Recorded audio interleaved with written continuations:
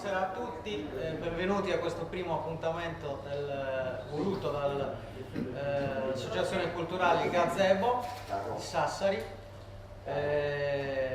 Siamo felici di ospitare Salvatore De Dola, che possiamo definire in senso lato uno studioso delle lingue, quindi un glottologo, uno studioso della lingua sarda, e in particolare Salvatore è un etimologista, cioè diciamo che si diverte a studiare, in realtà è un lavoro molto faticoso, a studiare l'etimologia delle parole, e quindi delle parole della lingua sarda, e quindi sostanzialmente cerca di rispondere, poi ci dirà lui se è effettivamente così, a due domande, cioè perché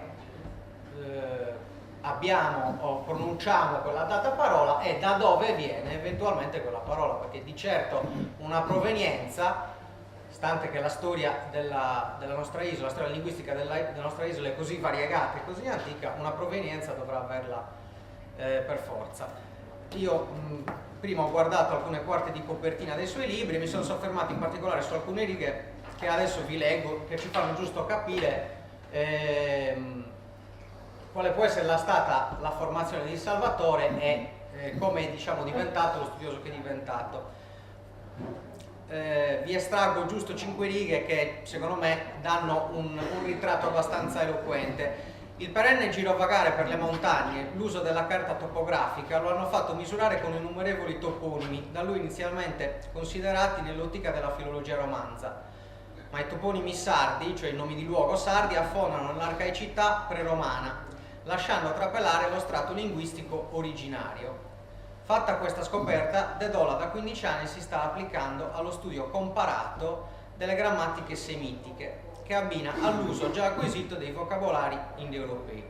Senz'altro che il suo sia un metodo condivisibile o no, non è questo che ci interessa in questo momento, senz'altro ha una sua metodologia, come dire, si è innestato in un filone ben individuato, ben definito di studi e sta con caparbietà battendo questa strada. Quelli che vedete qui sono i suoi volumi, io alcuni già li conoscevo, ho trovato particolarmente interessante, infatti è in molti volumi, la sua grammatica della lingua sarda prelatina, dalle origini arcaiche alla grammatica attuale, e se avrete il piacere di consultarla, sono studi molto interessanti, molto stimolanti, che ci fanno anche capire quanto sia, per quelli che vogliono addentrarsi in questo tipo di, che è affascinante, questo tipo di studi affascinanti, quanto sia difficile e rischioso il lavoro dell'etimologista, non fosse altro perché quando magari una persona è uno studioso, è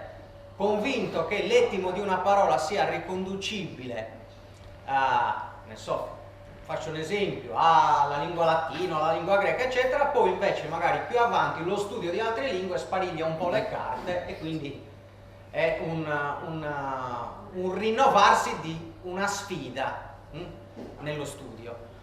Non voglio dilungarmi più di tanto, anche perché io ho solo il compito di una breve prolusione, non sono un convegnista, quindi in realtà è lui che la platea è sua e soprattutto ha molte cose da dirci, quindi dovrà anche cercare di, in un tempo diciamo accettabile, dovrà cercare di condensarle tutte, quindi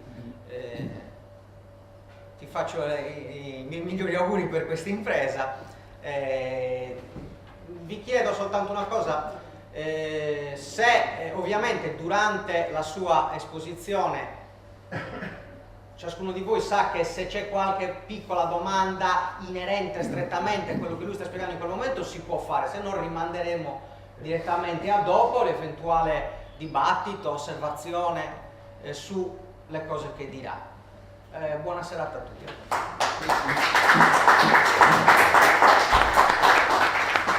La mia materia è ostica, perciò ammiro sempre i pochi che vengono ad ascoltarmi, perché sì, è vero, chi non è del mestiere a un certo punto deve prendere molte cose che dico per fede, però così come prende per fede ciò che dico io, chiaramente deve prendere per fede ciò che dicono i miei colleghi che insegnano queste cose nelle cattedre universitarie.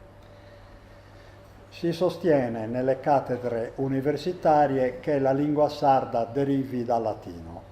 Anche l'altro giorno c'è stata una polemica che non so quanti di voi abbiano seguito sulla Nuova Sardegna. È partita dalla Nuova Sardegna e poi è rimbalzata anche sull'Unione Sarda. I docenti dell'Università di Cagliari amorevolmente hanno spiegato che è inutile insistere su questa tesi, perché intanto la lingua sarda deriva dal latino, è provato in 1000 modi e non c'è da discuterci per niente. Questo l'hanno pontificato fino a pochi giorni fa. Perciò io sono come San Giovanni Battista, la voce che chiama nel deserto, anzi che più che chiama, diciamo che declama nel deserto. Però se insisto nelle mie tesi come studioso, come glottologo e come studioso di linguistica sarda, è perché le basi da cui partono le università sarde, italiane, europee e mondiali sono sbagliate. Il motivo è semplice. È come prendere l'uomo e dire l'uomo è nato 2000 anni fa. Non è possibile. Gli antropologi sostengono che l'uomo parlante esiste già da milioni di anni, non migliaia di anni. Se l'uomo parlante esiste da milioni di anni, vuol dire che parlava con parole, non è che grugniva come i maiali, cioè vuol dire che il linguaggio è antico quanto è antico l'Homo sapiens, per intenderci. Perché bisogna partire dalla lingua dell'Homo sapiens, cioè dall'origine del linguaggio, per capire il problema delle lingue, di ogni lingua, compresa la lingua sarda, la quale, anche per essere isolata nel Mediterraneo, figura come una delle più autenticamente primitive dell'intero Mediterraneo. Pertanto dire che la lingua sarda deriva dal latino vuol dire una cosa, che peraltro poi i vari studiosi hanno detto non solo quello, ma hanno anche sostenuto salomonicamente, compreso Antonio Sanna, che è stato l'ultimo che ha detto queste cose, tutti lo conoscono, adesso è morto, cioè hanno sostenuto salomonicamente che ogni colonizzazione avvenuta in Sardegna ha creato la catastrofe totale della lingua sarda, ricreandola da capo. Questo hanno detto tutti i linguisti finora succedutisi nelle cattedre di linguistica sarda, e questa voce poi è rimbalzata in tutte le università italiane, europee e mondiali. Cioè loro sostengono questo, che i romani colonizzarono a tappeto la Sardegna, determinando la catastrofe totale della lingua precedente. Perciò bisogna, secondo loro, il sardo non si può conoscere in base alle lingue precedenti, perché creatasi la catastrofe noi abbiamo ripreso a parlare con il latino.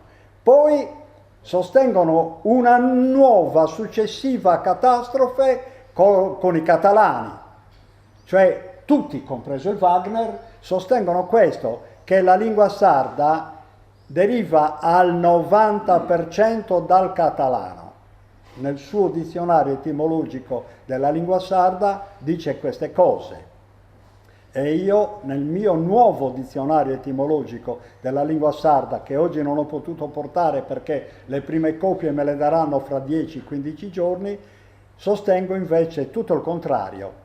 Quello che dico è di enorme importanza, per cui loro sostengono che ci sono state due gigantesche catastrofi nella lingua sarda che l'hanno rideterminata da capo. Noi abbiamo ripreso 2 volte nella storia a riparlare da capo, dimenticando la nostra vecchia lingua. Io contesto queste impostazioni accademiche perché sono totalmente basate sul fango delle sabbie mobili. E lo contesto con le ragioni che vi ho detto. Una lingua non muore mai, nei miei libri l'ho spiegato benissimo, specie nella mia grammatica storica della lingua sarda. Una lingua non può mai morire. Ho fatto sempre nei miei libri l'esempio di San Paolo, il quale, quando naufragò nell'isola di Malta, si trovò di fronte a poche centinaia di pescatori che parlavano una lingua selvaggia, una lingua barbara, lui diceva, perché lui parlava il greco. Barbara perché i greci per barbara intendevano una lingua che non è parlata normalmente presso i greci e non è neanche capita. Ed erano poche anime. Tenete conto che loro parlavano quella lingua che oggi, se voi prendete i manuali, viene classificata ancora oggi come lingua semitica. Ancora oggi il maltese è considerato da tutti gli studiosi di lingua semitica lingua semitica, va bene? Il maltese. Per cui come mai quelli ab origine parlavano il semitico e dopo 200, oltre 200 anni, quasi 300 anni dalla colonizzazione romana, perché San Paolo naufragò a Malta circa 250 anni dopo la colonizzazione romana, quelle 100 persone che abitavano a Malta potevano essere colonizzate come niente, perciò costrette anche a schiaffoni a parlare la lingua romana. No, parlavano la lingua semitica e questo è testimoniato da San Paolo. Poi io tolgo nei miei libri tante altre testimonianze scientifiche dimostrate dagli antichi, va bene? Perciò è chiaro che nel Mediterraneo si parlò sempre semitico. Ecco, un'altra gigantesca bugia che va chiarita, una trappola nella quale sono caduti tutti, compresi i semitisti, è che vogliono distinguere ancora oggi le lingue semitiche dalla lingua sumerica, la quale viene staccata dal resto delle lingue semitiche quasi che fosse una cosa a sé stante, incommensurabile, cioè non commensurabile con le altre lingue semitiche, tantomeno con quelle che loro chiamano lingue indoeuropee. Io sostengo nei miei libri che le lingue indoeuropee non esistono come tali, cioè quelle che loro chiamano indoeuropee esistono, ma non sono derivate dal cosiddetto indoeuropeo. Infatti, se voi andate a vedere in tutti i manuali universitari la cosiddetta lingua indoeuropea base, tutti i vocaboli sono contrassegnati da un asterisco. L'asterisco serve nelle accademie per indicare una parola supposta, cioè inventata a tavolino, che però non è stata mai trovata nella realtà. Loro parlano addirittura non di indoeuropeo, ma anche di pre-indoeuropeo, pertanto in quel caso nei loro manuali mettono 2 asterischi, cioè 2 ipotesi che scendono nel profondo, ma parlano anche di paleo pre-indoeuropeo, per cui ci mettono 3 asterischi, cioè sono 3 ipotesi campate in aria. Loro parlano così, i cosiddetti indoeuropeisti. Perciò, insomma, la dovrei fare lunga. Io voglio dire che in realtà hanno sbagliato clamorosamente, perché, torniamo alla lingua sarda perché sono venuto a parlare di questo, la lingua sarda ha le sue basi che sono antiche quanto è antico l'Homo sapiens.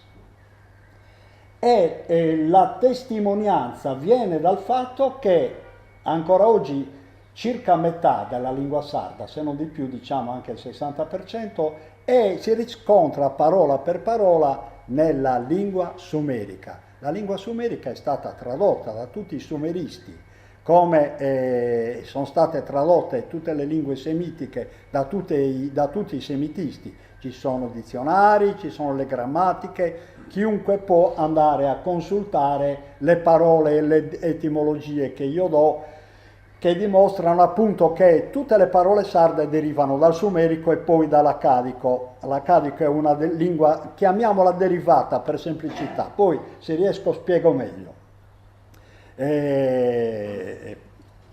Perché in realtà sono lingue quasi contemporanee che però si sono manifestate in tempo diverso, ma ci arriviamo.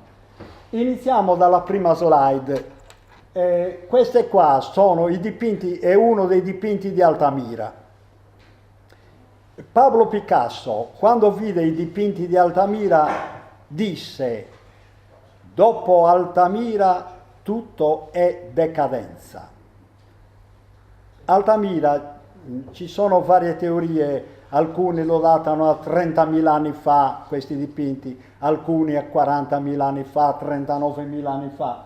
Decidete voi, in ogni modo sono vecchi di decine e decine di millenni.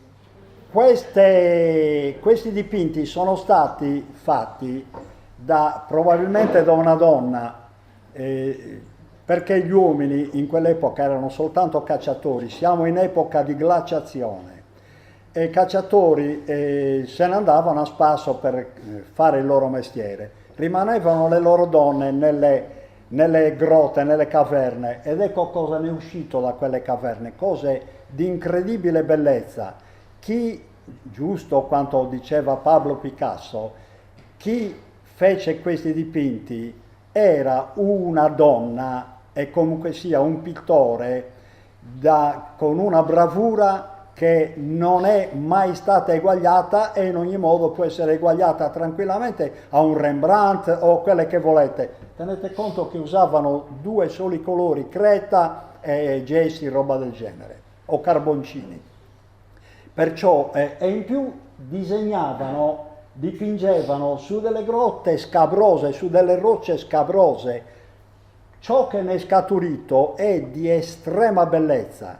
Nessuno è riuscito mai ad eguagliarle. Cosa volevo dire con questo? Che i grandi pittori della più alta antichità evidentemente erano dei geni, vuol dire che la genialità c'è sempre stata. Se c'è stata la genialità c'è stato anche il linguaggio, mi sembra di tutto ovvio, cioè l'uomo parrebbe che questo sia stato fatto dalla cosiddetta razza Cro-Magnon, l'uomo Cro-Magnon, va bene.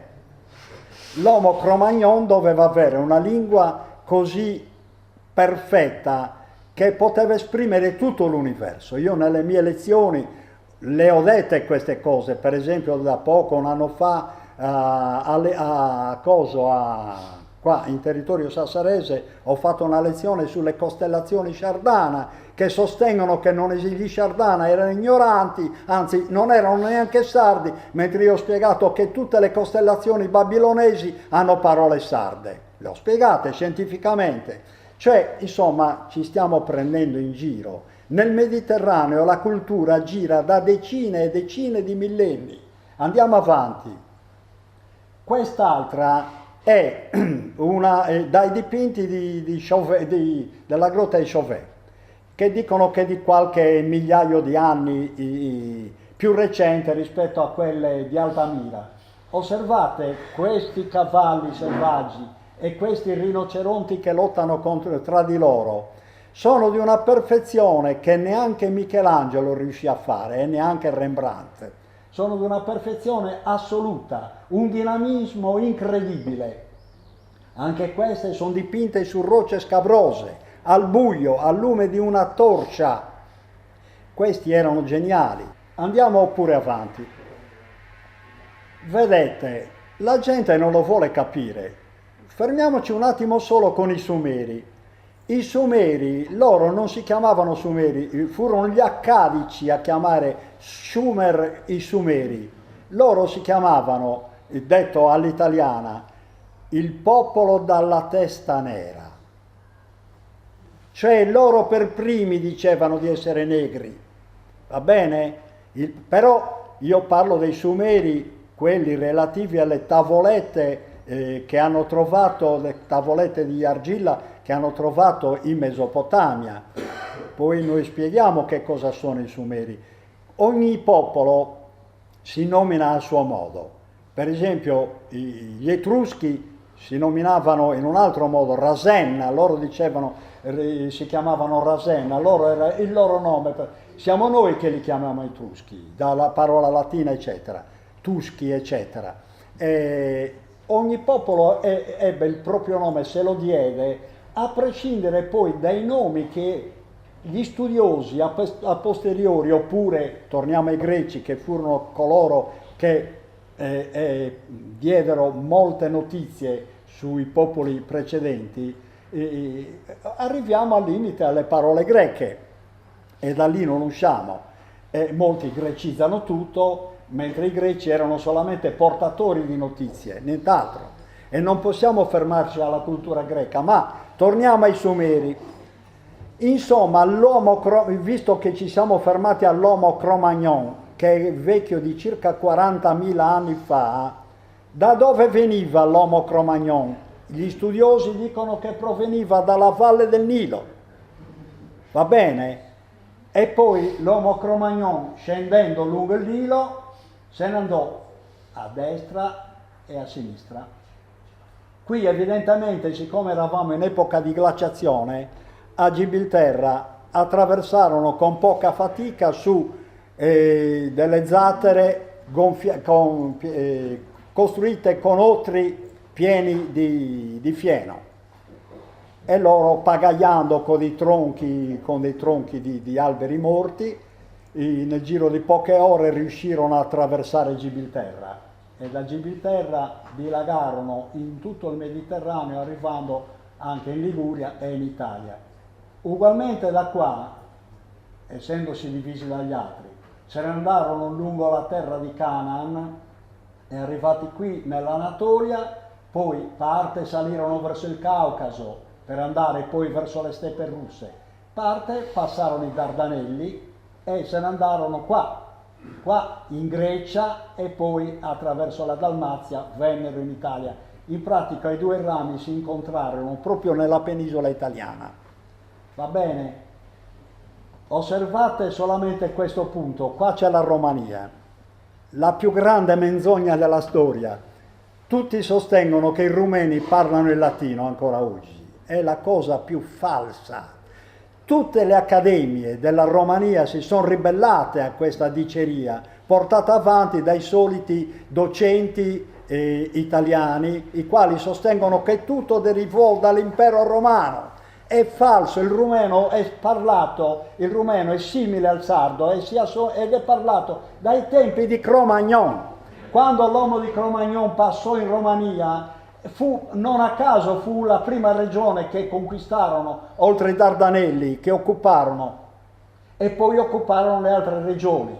Insomma, la Sardegna figura l'ultima regione occupata, quando da qui, dalla cosiddetta Toscana, dall'Etruria, passarono lungo il mare, eravamo sempre in periodo di glaciazione, passarono nell'arcipelago romano tramite la Corsica, nell'arcipelago toscano, e arrivarono finalmente in Sardegna. Diciamo che grosso modo la Sardegna è occupata, infatti lo hanno dimostrato gli antropologi, almeno da 40.000 anni.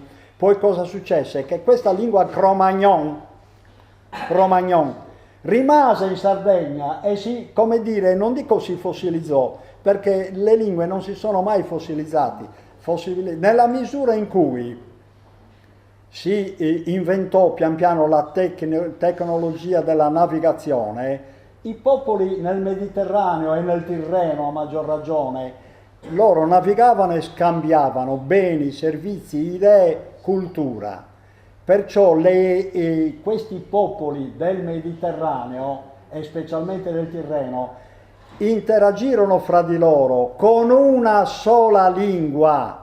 Perciò aveva ragione la Bibbia, ha ragione la Bibbia quando dice che prima del diluvio si parlava una sola lingua, che il diluvio fu lanciato da Dio, cioè non importa, però si parlava una sola lingua. La memoria antica regge ancora in molti miti, va bene? Si parlava una sola lingua, era la lingua Cro-Magnon, che ora finalmente possiamo chiamare la lingua sumerica. Però la lingua sumerica è quella che si diceva che era parlata qui nella mezzaluna fertile, specialmente qui, non c'è nella foto, nella Mesopotamia. Torno a dire, per Sumer gli accadici dicevano, però la lingua in sé, la lingua sumerica in sé, rinvenuta nelle tavolette, io ho spiegato che parola per parola ce la ritroviamo identica o quasi identica, la vedremo fra poco, nella lingua sarda. Quando gli studiosi di lingua sarda dicono che tutto derivò dal romano, fanno un errore che il professor Giovanni Lilliu non fece mai. Il professor Giovanni Lilliu, quando scavò il suo nuraghe di Barumini, fino al 4° metro trovò i residui della civiltà romana, poi scese però, decise di scendere fino al fondo, fino alla base rocciosa, fino a 19 metri di profondità, trovando per intero tutta la civiltà sarda. Così deve fare un vero archeologo, scavare fino al limite degli strati e non fermarsi allo strato romano. Se Lilliu si fosse fermato allo strato romano, oggi diremmo che la civiltà sarda è tutta romana. Pazzesco. Io sto cercando di dimostrare invece che non è così. La nostra lingua affonda non nei millenni, nella decina di millenni. Nelle decine di millenni. Andiamo avanti.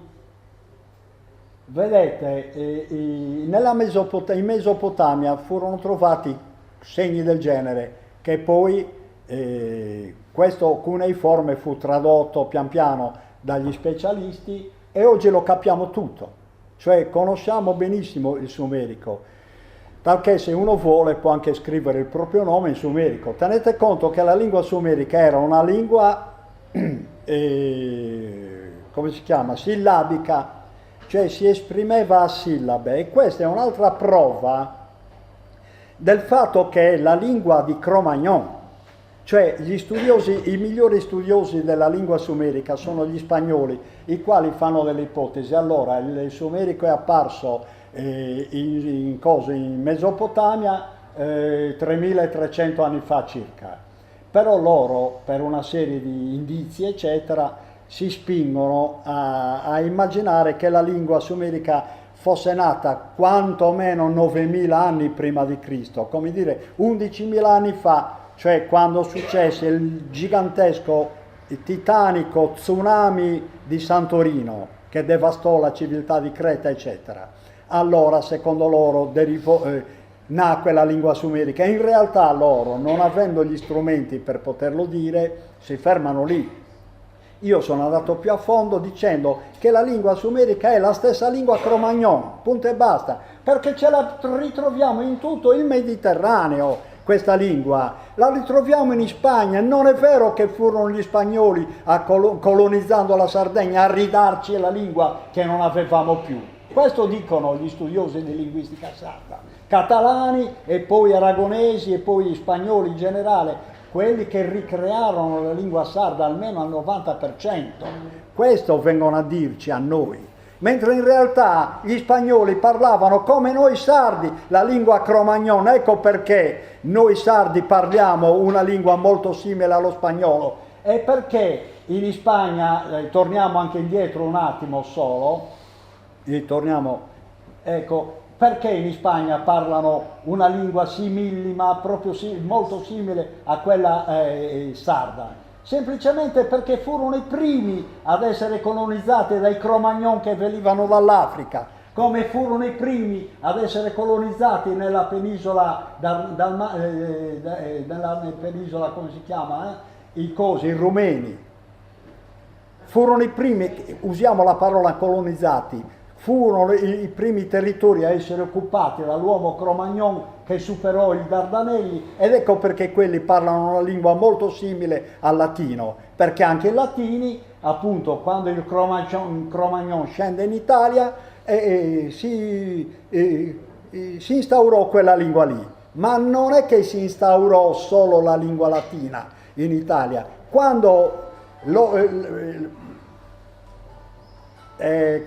l'imperatore Cesare Ottaviano Augusto fece la sua indagine, fece il censimento di tutta l'Italia, di chi lo abitava, eccetera, eccetera.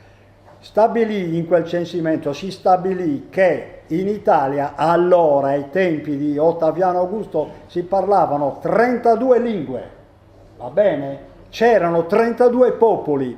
Quando i romani dicevano popoli, volevano intendere che quel popolo aveva la sua lingua diversa dall'altra, però erano dialetti, diciamo, suddivisioni di una lingua italica, Infatti io nei miei dizionari parlo di italico. Invece oggi cosa dicono gli studiosi? No, che quelle 32 lingue che si parlavano ai tempi di Ottaviano Augusto, non sono altro che riflessi dei latini, riflessi della colonizzazione romana. Senza la colonizzazione romana anche i popoli italici oggi, ancora oggi, parlerebbero, grugnirebbero come i maiali. Cioè sono teorie assurde.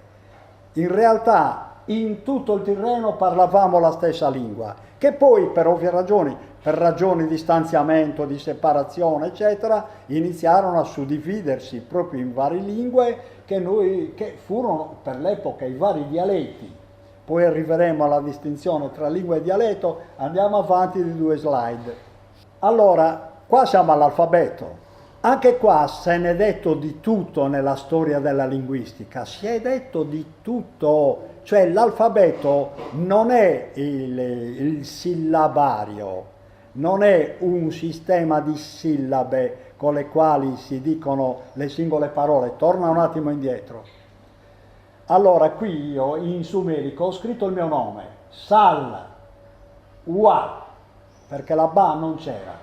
Salwa, tu, ri, de, du, la O non la usavano, va bene? Andiamo pure avanti, però come avete visto in Salvatore ci sono 4 sillabe, in Dedola ci sono 3 sillabe, ognuno sillabi il proprio nome e cognome e saprà quante ne ha, va bene? Loro scrivevano per sillabe e gli studiosi di linguistica hanno sempre detto che l'uomo primitivo di sicuro si esprimeva per sillabe, cioè ba, be, bi, bo, bu, insomma, ca, che, chi, co, cu, pa, pe, pi, po, pu, insomma, e così via. Poi ci mettevano la A davanti, la A dietro, però ap, ep, ip, op, up e così via. Insomma, per sillabe si esprimeva. Ecco, noi scopriamo che l'unico sillabario esistente al mondo è quello sumerico. Ecco perché dico che è la lingua più antica, che io chiamo lingua Cro-Magnon. Va bene, vecchia di almeno 40.000 anni fa. Torniamo dov'ero? Ecco, torniamo qua. Poi c'è la questione dell'alfabeto. Questo è il primo alfabeto della storia. Questo è l'alfabeto egizio. Ogni popolo si esprimeva alfabeticamente a modo suo, con dei propri segni. Cominciamo con i segni egizi, va bene? Vedete un po', A, B, C, eccetera, come lo scrivevano gli egizi. Lo scrivevano in modo diverso dai caratteri romani, latini, che io ho messo qua accanto, no? Come vedete in modo diverso, però con quei segni, con quei simboli volevano intendere le lettere del loro alfabeto. Spero di essere stato chiaro. Però ecco, è qua casca l'asino, l'alfabeto non l'hanno inventato i Fenici 750 o 800 anni fa, come dicono certi studiosi. L'alfabeto esisteva dal 3000 a.C., l'avevano inventato gli egizi. E chi erano gli egizi? Erano nient'altro che l'Homo Cro-Magnon che era disceso lungo il Nilo e si era stanziato sul delta, poi scatenando altre ondate verso il Mediterraneo. Parlo sempre di 40.000 anni fa. Perciò quando noi scopriamo per la prima volta un alfabeto, lo scopriamo vecchio di 5.000 anni fa, cioè del 3000 a.C., scritto dagli egizi. Questo dobbiamo dirlo, perché questa è storia. E perciò non dobbiamo ingannarci fra di noi, andiamo avanti. Questo è un segno che invece troviamo, questo è il proto-sinaitico cosiddetto. Qui è un po' perfezionato, perché di proto-sinaitico nelle miniere del Sinai se n'è trovato con segni molto malfermi, anche quelli scritti sulle rocce, eccetera, in modo... ci sarebbe molto da dire sul proto-sinaitico, però non illudiamoci che il proto-sinaitico sia il primo alfabeto, perché ho già dimostrato che il primo alfabeto era quello egizio. Infatti non a caso che il proto-sinaitico non è un caso che si assomigli molto, studiandolo bene, si assomigli molto per certi versi all'egizio. Andiamo avanti. Quando si intuì che era ora di finirla con la sillabazione delle parole e bisognava esprimerle soltanto con i caratteri alfabetici, cioè ad ogni suono bisognava dare un segno, allora lì si scatenò l'inventiva di tutto il Mediterraneo e si scatenò l'inventiva anche nella mezzaluna fertile. E qua ci troviamo nell'alfabeto ugaritico, il quale si presume che fosse vecchio di almeno dal 1300 a.C., almeno, però si suppone anche coevo al proto-sinaitico, si può supporre, cioè è difficile dire che gli ugaritici lo scrissero dopo. In ogni modo, siccome gli ugaritici non erano detentori di flotte, come sapete, pare che in quel momento avessero, dopo gli Shardana o contemporaneamente agli Shardana, di cui non ho tempo di parlare, pare che avessero la flotta più potente del Mediterraneo. Infatti in quel periodo loro purtroppo, gli ugaritici, essendo stretti in un fazzoletto di terra, non potevano altro che essere al soldo, volenti o nolenti, delle potenze superiori alla loro, ed erano al soldo della potenza ittita. Infatti quando gli Shardana più gli altri popoli del mare li soppressero, perché furono soppressi con la conquista armata, loro furono soppressi perché in quel momento la flotta dei Sea Peoples era superiore alla loro, che era quasi inesistente, perché loro si lamentavano che la loro flotta era andata nell'Anatolia meridionale a parare le stesse invasioni che i Sea Peoples a Ragera avevano operato anche contro le coste anatoliche, perciò direttamente contro l'impero ittita, che da quel momento infatti crollò assieme a Ugariti, come tutti sanno. Era crollato grazie per colpa degli Shardana e degli altri popoli del mare, ma oggi non ho tempo di parlare di queste cose. Però loro, gli ugaritici, come vedete, scrivevano ancora col cuneiforme, perché col cuneiforme scrivevano anche gli ittiti. Loro erano soggetti all'impero ittita e pur decidendo di scrivere in alfabetico non si vollero discostare da un segno cuneiforme che però fu reinventato, cioè ogni segno cuneiforme non più una sillaba ma una lettera dell'alfabeto. Andiamo oltre. Come vedete, la questione dell'alfabeto si complica terribilmente, perché da quando si intuì che era ora di separarsi, di distinguersi dall'alfabeto egizio, quando si intuì questo, tutti i popoli del Mediterraneo vollero inventare il proprio alfabeto. Noi per esempio troviamo, questo è l'alfabeto fenicio, questa è la stella di Nora, che io ho tradotto, sono stato il primo ad averla tradotta al mondo, almeno secondo me la traduzione, se volete ve la faccio, è facilissima, è scritta in antico sardo, figuratevi, e se non l'ho capita al volo, è scritta in antico sardo, però è scritta con l'alfabeto che noi chiamiamo fenicio. Questo alfabeto è identico per esempio a quello che c'è scritto sulla tomba di Ahiram, il quale era deceduto già da quasi un secolo dopo che fu scritta la Stella di Nora. Secondo me la Stella di Nora fu scritta nel 900, intorno al 950 a.C., ai tempi del re Salomone, mentre invece gli studiosi normalmente sostengono che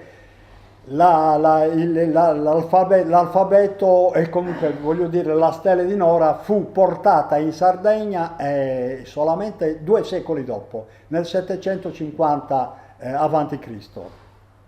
Guardate, un'altra gigantasca menzogna che tutti possono acclarare perché chi si interessa di queste cose. Un'altra delle gigantesche menzogne che girano nel Mediterraneo e nel mondo è questa, che l'alfabeto fenicio fu portato in Sardegna dai Fenici, mentre io sostengo che non è così. Comunque andiamo avanti per ora, poi ne riparlerò eventualmente.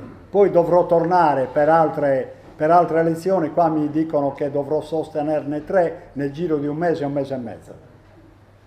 Questo qui è l'alfabeto aramaico. Ah, questo è l'aramaico. Sì, questo è l'aramaico, una delle forme dell'aramaico, perché anche qua ci troviamo a questa invenzione che divide gli studiosi, perché non si capisce bene quando fu inventato l'alfabeto aramaico, ma mi capite che nel Mediterraneo si era scatenata una vera e propria corsa a chi inventava il proprio alfabeto, non l'hanno mai terminata. È pieno di alfabeti di ogni tipo in questo mondo, perché ogni popolo ha tentato di distinguersi dall'altro anche con gli alfabeti, è pazzesco. Per cui quando parliamo di nazismo ante litteram, dobbiamo pensare anche a questo, dobbiamo distinguerci ad ogni costo. L'alfabeto aramaico, andiamo oltre, e poi immediatamente dopo l'aramaico troviamo l'ebraico, troviamo l'alfabeto ebraico, che però, anche questo, che però non fu, purtroppo, dico, nonostante loro dicano che l'hanno inventato loro, gli ebrei, non è un alfabeto, non è farina del loro sacco, perché anche questa è una forma dell'alfabeto aramaico.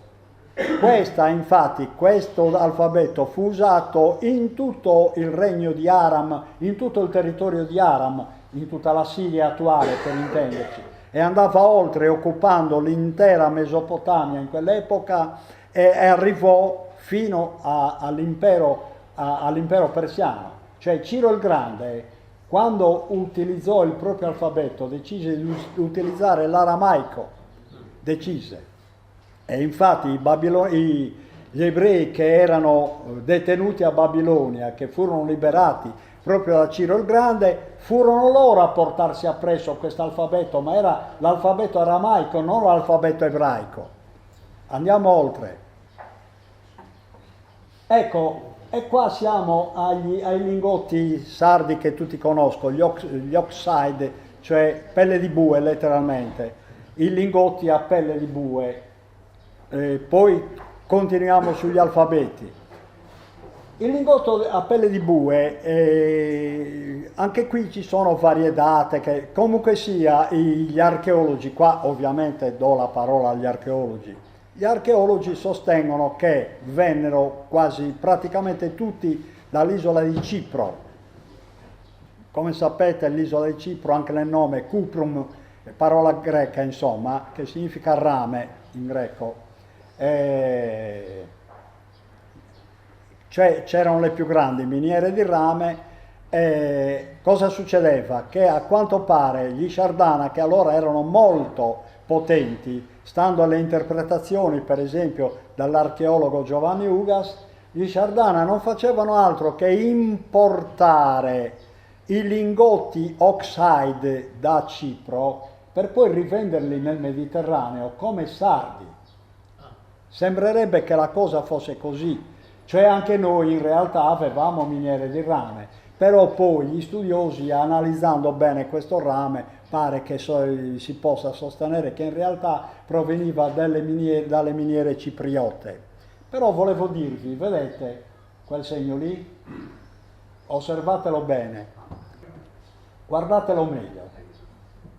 È il pugnale, dopo lo vedremo meglio, il pugnale che troviamo in tutti i bronzetti nuragici e anche nei giganti di Monteprama, i cosiddetti giganti. Andiamo oltre. Questo. Andiamo pure avanti. Questo l'ho ripresa la foto nel museo di Perfugas. Guardate, questa è la mano di mia moglie, che è molto esile. Se guardate la sua mano, non riesce a prendere quel pugnaletto, è un pugnaletto a grandezza naturale, non riesce a prenderlo perché l'elsa è molto più piccola e poi ha quella gamma là, l'elsa gammata così, quella gamma che impedisce alla mano, la sua è molto esile, ma una mano più normale, diciamo, non riesce ad entrare bene. Lo capisce chiunque che il pugnale che troviamo nei petti, nella bandoliera dei bronzetti nuragici o nelle statue di Monteprama, lo capisce chiunque che era un pugnale da rituale. Però cosa significa quel pugnale? Noi lo ritroviamo, torniamo un po' indietro, ancora, ecco, guardate, in lidio, nella lingua lidia, significa esse, anche in egizio, esse, e così anche in egizio significa esse. Perché gli mettevano esse? Perché gli Oxide erano diretti alla Sardegna, che a quell'epoca era chiamata Sardigna. Sardigna è parola sumerica, Sardigna, poi spiegherò. Va bene, non so se finora è capita la questione, andiamo pure avanti.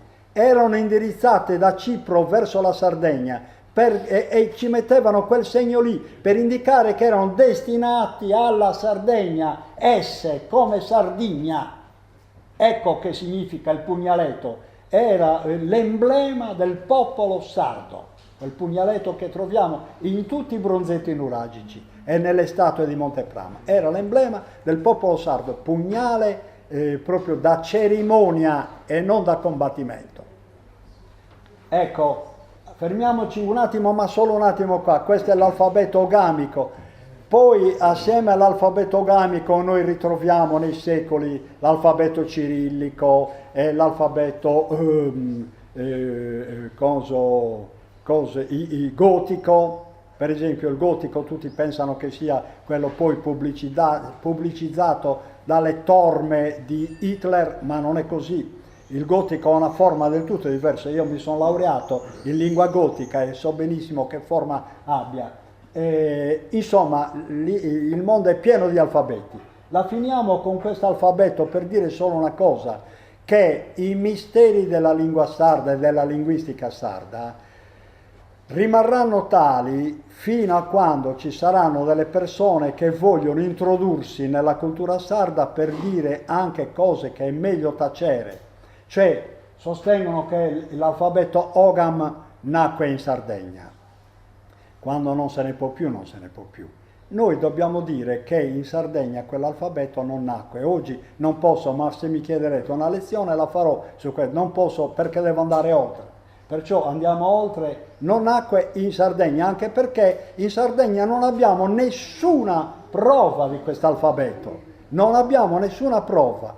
Perché secondo loro sono delle prove, tre segni, scritti su roccia, che segni malfermi, che non dicono nulla. Io ne ho trovato non a centinaia, a migliaia, io che vado quasi ogni domenica sulle montagne, a migliaia, le rocce le conosco molto bene, se mi permettete, e posso dire che moltissime rocce hanno delle fratture strane, stranissime, che lasciano il tempo che trovano nella roccia che si frattura in quel modo e sembrano segni tipo logam, ma non è così. Allora dai, andiamo un po' veloci se riusciamo. Il fatto che noi parliamo,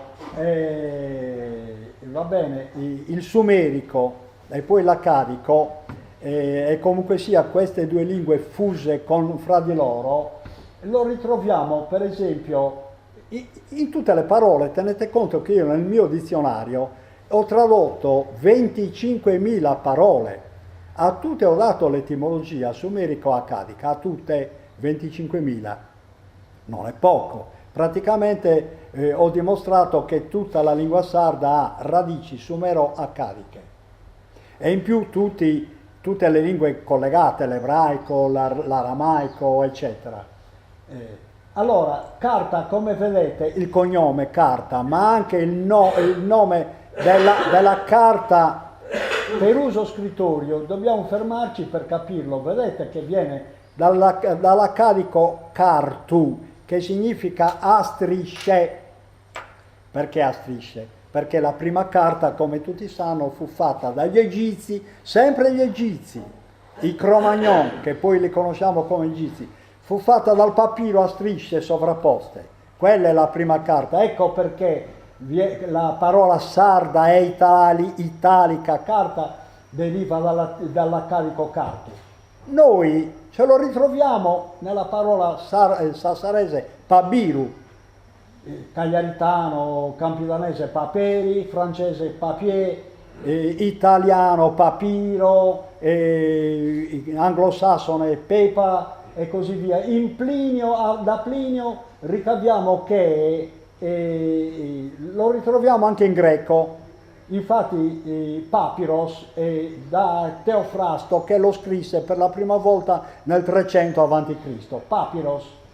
Però tenete conto che il papiro è usato sin dalla prima dinastia egizia, dal 3185 a.C., per cui questa parola cartu si riproduce in vario modo, sempre identica, in vario modo. Vedete, la parola papiro la ritroviamo nel sumerico papulu, pa rametto, fronda, pu palude, lu, ciò che, traducendo, cioè agglutinando le tre parole, significa la pianta della palude, papulu, cioè parla del papiro o no, papulu, ed è parola sumerica, non so se è chiaro, vai avanti.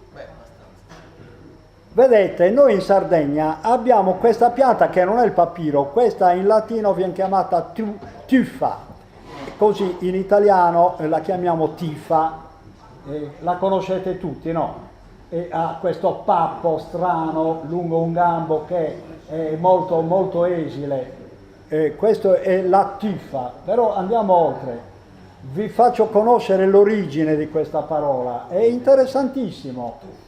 In egizio abbiamo tuffi, perché questa qui viene pronunciata U, la tifa viene pronunciata tuffi, però per tuffi gli egizi intendevano quella che in sumerico è il papulu, cioè il papiro, perciò il papiro viene detta in realtà dagli egizi tuffi, va bene? E in accadico abbiamo tuppu, ma ci voleva arrivare dopo, ma in ogni modo abbiamo tuppu, che significa tavoletta d'argilla, lettera, documento, cioè le prime tavolette d'argilla accadiche le chiamavano tuppu gli accadici, che come vedete il concetto è sempre quello, è quello della carta, della tiffa, del cognome sardo Tiffu, abbiamo due cognomi, Tuffu e Tiffu, che hanno la stessa origine, e origine egizia, va bene? La violinista sarda Tiffu, origine egizia, abbiamo centinaia di cognomi di origine egizia in Sardegna e nessuno lo vuole capire. Nel mio libro di cognomi tutto questo l'ho spiegato, è pieno. Ecco, gli accadi però a loro volta nel dire tuppu tavoletta, perché per loro l'unica base scrittoria era la tavoletta d'argilla con i loro cuneiformi, volevano dire appunto la tavoletta d'argilla con tuppu, mentre per dire il papiro dicevano urbanu, anche questo urbano che è uguale al sumerico papulu. Come vedete, due modi di dire, i sumeri dicevano papulu, gli accadici urbanu, per dire il coso, il papiro appunto, to, che ce lo ritroviamo identico nel cognome sardo, urbano. Perciò la gente mi dica, e tutti i cognomi sardi, sono 6.000 che ne ho tradotto io, sono tutti di origine sumera, accadica o egizia, siamo lì, la lingua Cro-Magnon, e la gente non mi vuole capire, andiamo oltre. Vedete, continuiamo sempre nella questione del cuneiforme, abbiamo il cognome Gallus, Galle, dall'accadico Hallum, che è il segno cuneiforme, proprio non più la tavoletta, ma il segno lo chiamavano Hallum. Vedete, il cognome italico Fugallo, dall'accadico Pu, lo scrivere le parole, più Hallu, l'abbiamo già visto, che è il segno cuneiforme, perciò Fugallo significa scrittura cuneiforme, letteralmente. Non si scappa, anche in italiano parlavano la stessa lingua, gli italici, altro che latino. Ci arriveremo pian piano, andiamo oltre. Vedete, questo cavallo, chi lo osserva bene, è chiamato caddumurru, caddumurru. Questo è il colore murru in Sardegna, murru. Va bene, allora la gente dice, gli studiosi di linguistica sarda, gli indoeuropeisti eccetera, sostengono che murru, il sardo murru, che indica per esempio colui che ha i capelli sale e pepe, murru, sale e pepe, non bianchi, sale e pepe, come questo mantello, guardate bene, sale e pepe. Ebbene, la testa, somine murru, è uno appunto, loro dicono che invece questa parola deriva dal latino murinum, cioè, o murinus, cioè letteralmente simile al colore del topo, mus muris in latino. Allora, tutti sanno che il colore del topo è uniforme, è un grigio uniforme, no?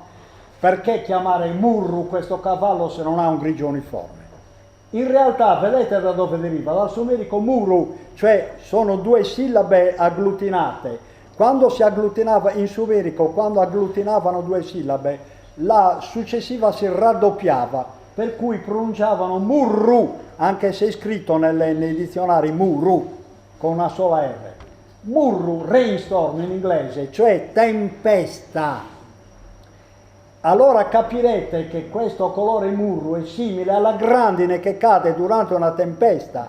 È un mantello grandinato questo, vedete, sbriciolio, maciullio, le due componenti, rum perfetto, perciò murru significa sbriciolio perfetto, grandine perfetta, tempesta perfetta, questo significa. E ce l'abbiamo in Sardegna ancora identico, vedete, in Sardegna, nel sud Sardegna abbiamo anche suventum mui mui. Il suventum mui mui non è altro che vento da uragano, un vento terribile che distrugge tutto, scoperchi ai tetti eccetera. Mui mui, guardate, ha la stessa radice del sumerico mu, sbriciolio, maciullio, che fa un grande fracasso, suventum mui mui. E allora che cavolo vengono a dire questi con murru, dal latino murinum, topo?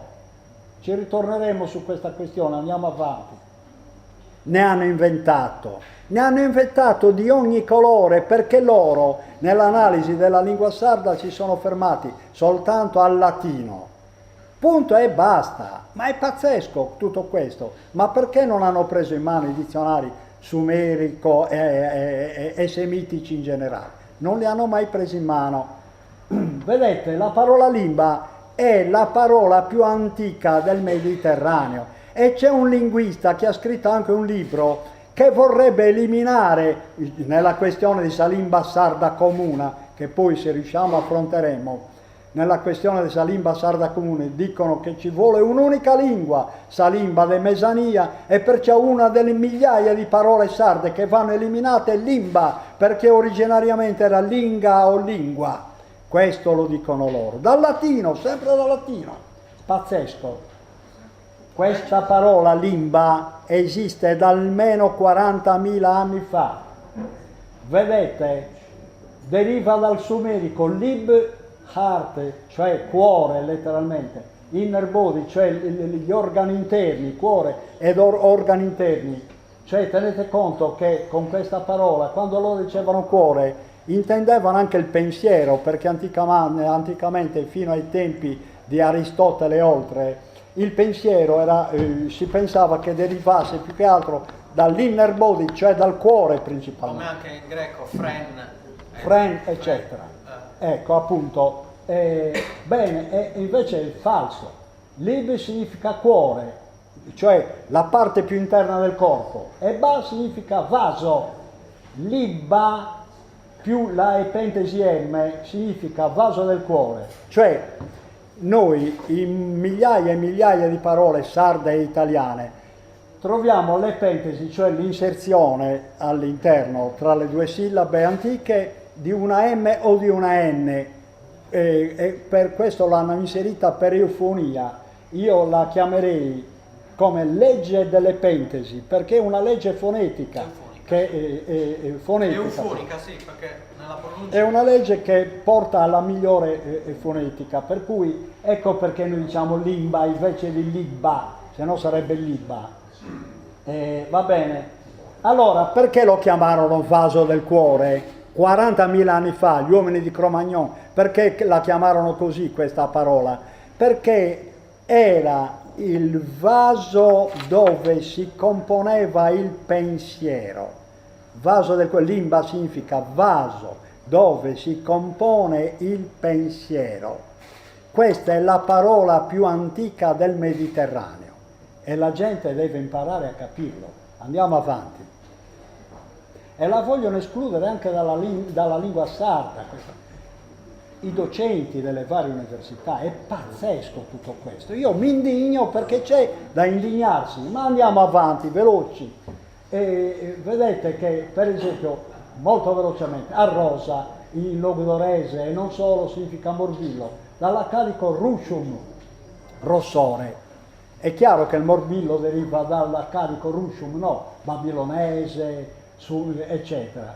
Prendiamo questa parola che a Sassari è notissima, esse, tu sei tutto a esse, una bricichetta a esse, tutta sgangherata, eccetera. Vedete da dove deriva? Dall'accadico isciu, esciu, isciu, confuso, aggrovigliato, arruffato di filo, capelli, barba, mente, occhi storti, eccetera. Va bene, per esempio nel centro Sardegna dicono, per indicare una capra che ha le corna una da una parte e una dall'altra, che se ne vanno ognuna per conto suo, dicono craba corressa, cioè la capra con le corna sghembe, malmesse, craba corressa. È una parola di estrema antichità questa. Bene, i linguisti che insegnano all'università dicono che invece questa parola sarda deriva dalla S latina o italica, S, noi copiamo sempre secondo loro, no? S, deriva dalla S, dice, vuol dire che ha un corpo a S, una bicicletta a S, le corna a S, ma la corressa non ha le corna a S, ce le ha storte, malmesse e basta, e così via. Pili corressu, piliessu, per esempio a Nuoro, piliessu o piliessi, significa che è tutto scarmigliato, che c'entra con la S? Insomma, dobbiamo finirla con quella interpretazione. Un'altra interpretazione stranissima, questa Pedrusurdu è un territorio che si trova vicino alla cima del Gennargentu. Si chiama, come la interpretano Pietro il Sordo, vuol dire che lì c'era un pastore che era sordo. Invece vedete, territorio selvaggio, Pitru, Surdu, falco, falcone, selvaggio sito di falchi o di aquile, perché anticamente gli accadici indicavano il falco e l'aquila allo stesso modo. Così, Surdu, va bene? Perciò Pitru Surdu significa selvaggio, infatti lì non ci vanno neanche le capre, io che ci sono stato centinaia di volte, figuratevi se non conosco. Questa è la sua origine, andiamo avanti. Devo andare veloce altrimenti... mi devo fermare qua. Sardus Pater, ne hanno fatto un casino autentico del Sardus Pater, è ora di finirla. Si è stabilito finalmente per bocca di qualche archeologo che sì, è vero, il Sardus Pater era il dio eponimo dei sardi. Però perché lo chiamavano Pater alla latina? Seguite bene. Sardus Padr, anticamente era padre, che in sumerico significa distruttore, annientatore, anche in accadico patro, spada, va bene? Perciò il Sardus Padr, sardu, non so se poi ne parlo, comunque era il dio eponimo della Sardegna, che era il dio vendicativo, il dio violento che puniva le malefatte, né più né meno come faceva Jupiter, Giove, Pluvio tonante, che si incazzava a morte, peggio ancora Zeus, che quando lo toccavano, il dio dei greci, ne dava di santa ragione un po' a tutti. La stessa cosa del dio degli ebrei, no, che era il dio degli eserciti, era prima di tutto un dio combattivo. era combattivo né più né meno come il sardus pater. Noi ritroviamo questa parola abusiva perché la traducono loro così. Quando noi nel Tempio di Antas troviamo l'epiteto sardus pater, in realtà i romani non sapevano come altrimenti tradurlo perché non conoscevano il vero sardo e lo tradussero così. Però porca miseria, fermiamoci un attimo, loro stessi non sapevano più, perché le etimologie sono state studiate solamente da 100 anni a questa parte. Loro non sapevano che anche il loro Jupiter aveva la stessa radice. Ne parliamo dopo. Pitru, e Pitru, quella I, insomma, chi ha studiato latino sanno perché quella metafonia. Non posso dilungarmi troppo, perché per questa lezione ho calcolato che dovrei farne all'università almeno 20, se mi aprissero le porte, che non me le aprono.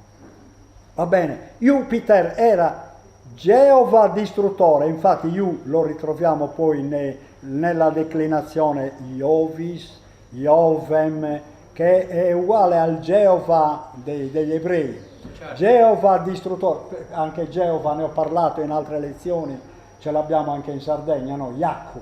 Loro scrivono il tetragramma I-A-U e W, loro però non lo possono pronunciare gli ebrei perché è un nome sacro, figuriamoci. Però in realtà è stato scritto anche dagli accadici, da tutti i popoli semitici, si deve leggere Yahu. Oggi lo diciamo Yahu, da cui il cognome Giagu, eccetera. Lo ritroviamo in un sacco di toponimi e di nomi della Sardegna. C'era anche in Sardegna Santu Iago non è vero che è San Giacomo, era in realtà Yahu, era uno dei 9 nomi di Dio. Io ho tenuto una lezione qua, c'è presente qualcuno quando mi ha sentito tenere quella lezione, dove ho parlato dei 9 nomi di Dio. Chi volesse saperne di più c'è il libro sulla religione lì.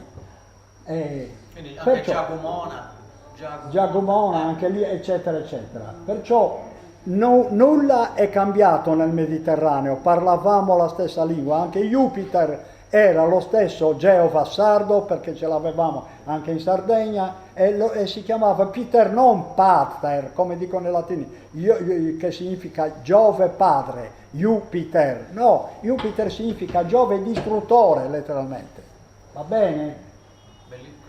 Andiamo velocissimi. Piloso, abiti. Lo dicono per esempio a un bambino appena nato, oppure che abbia massimo 1 anno, che non cammina neanche. Wagner nel suo dizionario etimologico dice, e lo chiamano piloso abiti perché i bambini quando nascono sono pelosi.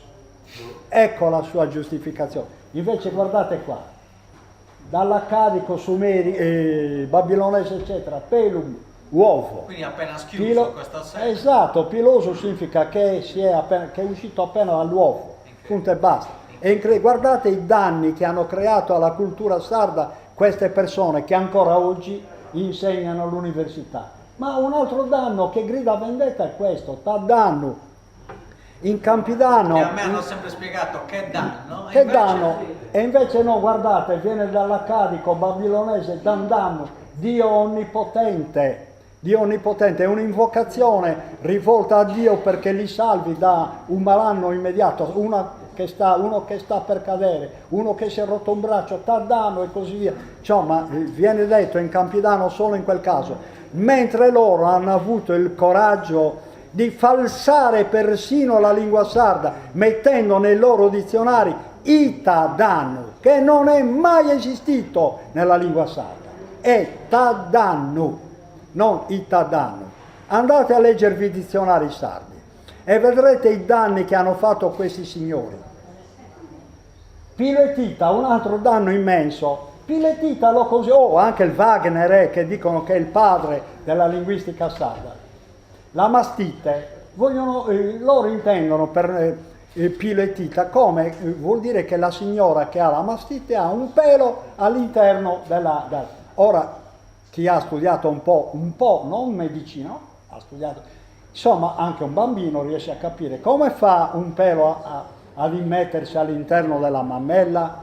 Guardate un po', pilu, pelu, pietra calcarea, blocco di calcare, inaccarico, titum, nutrimento, cibo.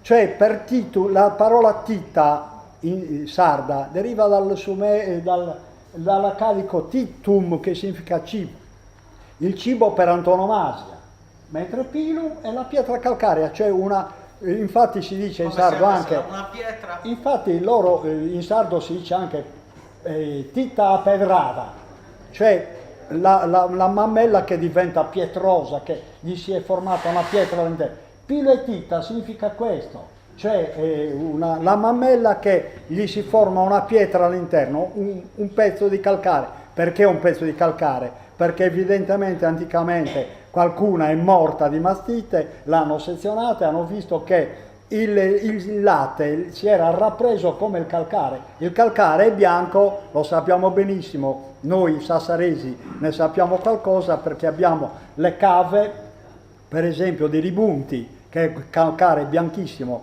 un calcare stupendo, zuccherino, si chiama così, calcare zuccherino, che però è vecchio non più di 20 milioni d'anni. Se invecchiasse come il calcare delle Apuane fino a 100 milioni d'anni, ecco che avremo il marmo di Carrara. Va bene? Però ci siamo intesi con su pila e tita, no? Andiamo avanti.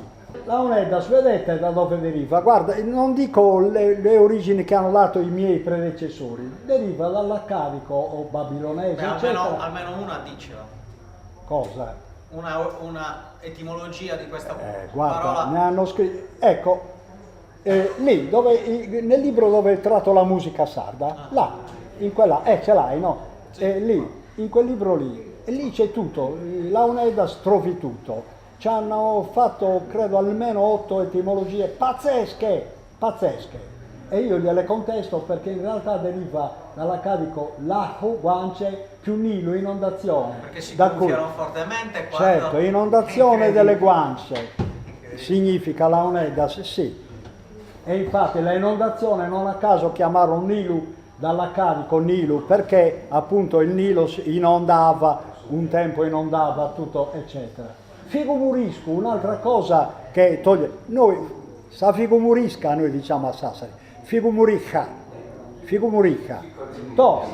loro dicono che deriva dai Mori, ma scusate, se l'hanno portato dall'America, perché deriva dai Mori, che erano quelli che gli spagnoli combattevano? Gli spagnoli sono i più grandi, coloro che hanno rivendicato l'aver riportato la religione cristiana in tutta l'Europa combattendo i Mori.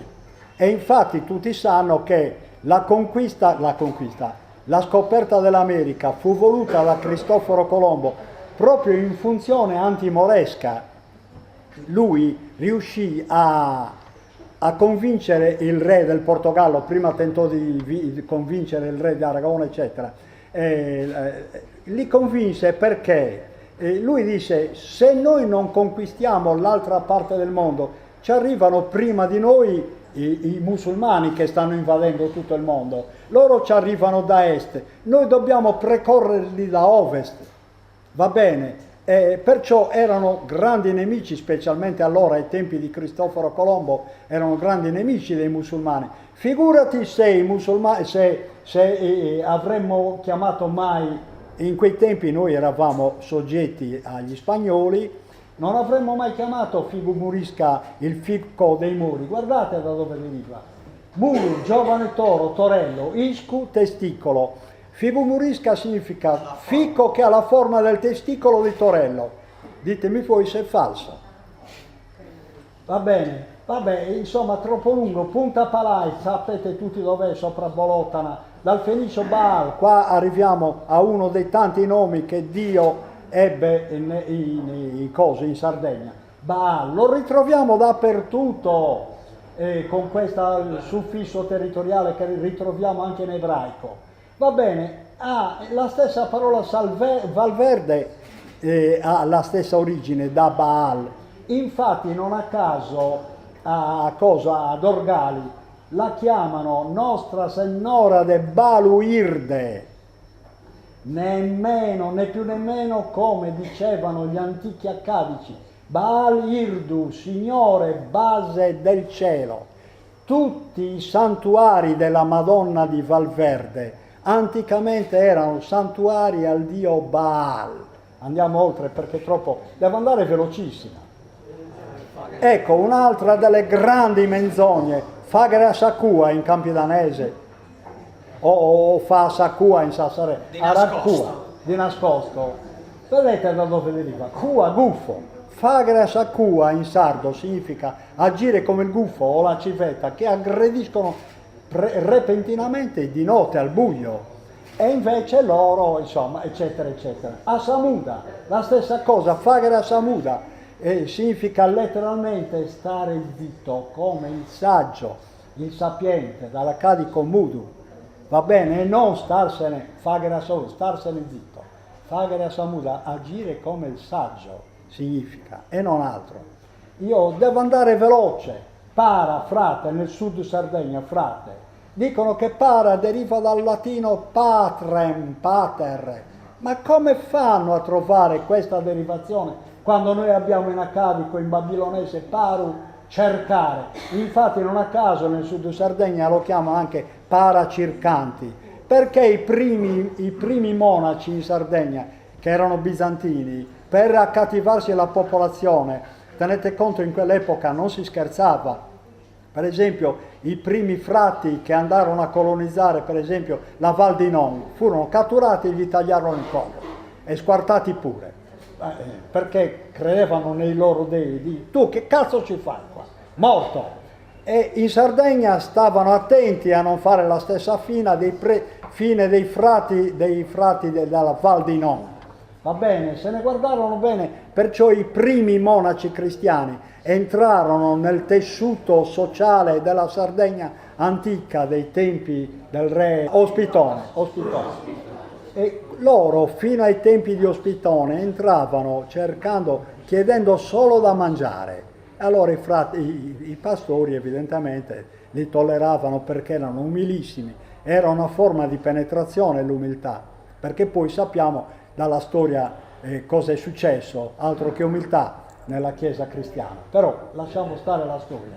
Ecco, arriviamo a Ichnusa, no, quella del grande blu, lo leggete. Questo sa lo ritroviamo in tutte le parole mediterranee, formosa, imperiosa, eccetera. Questo sa deriva dall'accadico sa, che è una forma pronominale, sa, quella che la usavano precedentemente come preciso, diciamo, e come suffisso. Come suffisso. Infatti noi in Sardegna c'è rimasta questa parola, savemina, sacrava, sa, eccetera, sa. La usavano anche, la usiamo noi anche come prefisso, che è diventato poi un articolo, ma non è solo un articolo ma anche un pronome in Sardegna. Però questi pronomi anticamente li mettevano anche postfissi, suffissi, ecco perché Ichnusa, che significa quella del grande blu, Ichnu in accadico significa letteralmente lapislazuli, c'è quella del lapislazuli che ha il colore del lapislazuli. Tenete conto che il lapislazuli allora era un minerale di estrema importanza, rarissimo, che perciò veniva utilizzato solo dai faraoni per dipingere alcuni, non tutti, alcuni soffitti delle loro tombe. Quella del profondo blu, va bene, quella che gli egizi chiamarono quella del profondo verde. Questa è l'Ichnusa e loro sostengono che invece deriva dalla forma, dall'orma, eccetera, eccetera. Ma a quei tempi, quando veniva chiamata così nel 1000-1500 avanti Cristo, non c'erano geografi in grado di capire come era fatta la Sardegna, e se è per quello la Corsica ha più forma di orma rispetto alla Sardegna, per cui la si smetta con queste scemenze, non viene mai. Infatti anche Tolomeo, quando nel 150 d.C. studiò le forme della Sardegna, non riuscì mai a definirla come un sandalo, mai, né sandaliotis, che in realtà significa la guardiana dell'Occidente, letteralmente, perché è una parola che deriva dai tempi degli Sciardana, dai tempi dei Nuragici, Sandaliotis, Shantaliutu in accadico, che significa guardiana dell'Occidente, altro che quella del sandalo. Queste sono parole greche che fanno ridere i polli, però le insegnano all'università e io non me la devo prendere, non devo fare le mie lezioni contro di loro e allora devo lasciargli il campo vinto solo perché finora hanno detto menzogne, fregnacce e roba del genere. Ichinusa, andiamo avanti. Allora, ecco qua finalmente sono arrivato al dialetto sassarese, perché avrete capito tutto della storia della lingua sarda, sia pure così per flash. Adesso arriviamo al dialetto sassarese. Io lo chiamo dialetto perché quando noi si parla di lingua, le suddivisioni di una lingua le si chiama dialetto per convenzione. Però tenete conto che in greco dialectos significa lingua. Dialectos letteralmente significa il parlare tra persone. Dialectos in greco. Perciò vuole dire, per dialectos si intende l'atto del parlare in sé. Non dobbiamo formalizzarci sul dialetto, sulla lingua. In Sardegna c'è una sola lingua, basta e avanza. Ci sono troppe persone che invece non ne vogliono sapere di questo e prendono il sassarese come lingua estranea, come dialetto estraneo, che è tutto preso dall'Italia tramite la Corsica, eccetera, eccetera. Bene, ci stiamo addentrando nel dialetto sassarese. Turris libisonis, vedete, Turris libisonis, intanto coloro che insegnano all'università hanno sempre tradotto la prima parola, turris, libisonis non l'hanno mai tradotta. Badate bene, e già questo vi fa capire che qualcosa non quadra nelle loro ricerche. Poi turris la chiamarono come torre libisonis. Ma perché questa torre? Torre è una parola latina, turris è una parola latina e infatti si chiamò Turris Libisonis dal momento in cui nel 54 a.C., al tempo di Cesare, di Giulio Cesare, fu fondata la colonia romana a Turris Libisonis. Va bene? Da allora c'è questo nome latineggiante, però bisogna analizzarlo per capire meglio la cosa. Allora fermiamoci un attimo. Intanto vedete la parola sumerica non è tur, che ce la troviamo anche nell'accadico, turum, rifugio, e questo ci fa capire già molto la parola accadico, rifugio, cioè tur, quello che poi i romani chiamarono turris, non era altro che un rifugio protettivo. Infatti in sumerico animal stall, cioè stalla per animali, molti dicono beh che c'entra la stalla da animali con la torre, altro che se c'entra. Tenete conto che nell'alta antichità le greggi, le mandrie produttive che servivano all'uomo per sfamarsi, per dare il latte, le pelli, il pelo e tante cose, sull'animale si fondava un'intera economia un tempo. Loro dovevano proteggere questi animali perché era più facile per loro, era più tollerabile perdere un uomo in battaglia che non gli animali che loro custodivano, perché per ovvie ragioni, perché gli animali, sugli animali loro basavano la propria esistenza, dell'uomo le donne potevano partorirne altri, perciò era una perdita minore. Vedete un po', Turris, perché lo chiamarono rifugio anticamente in origine? Semplicemente perché a quell'epoca, prima dell'invasione romana, turru in sumerico significava rifugio nel senso di estuario del Rio Mannu. Il Rio Mannu era l'unico rifugio del nord Sardegna dalle tempeste.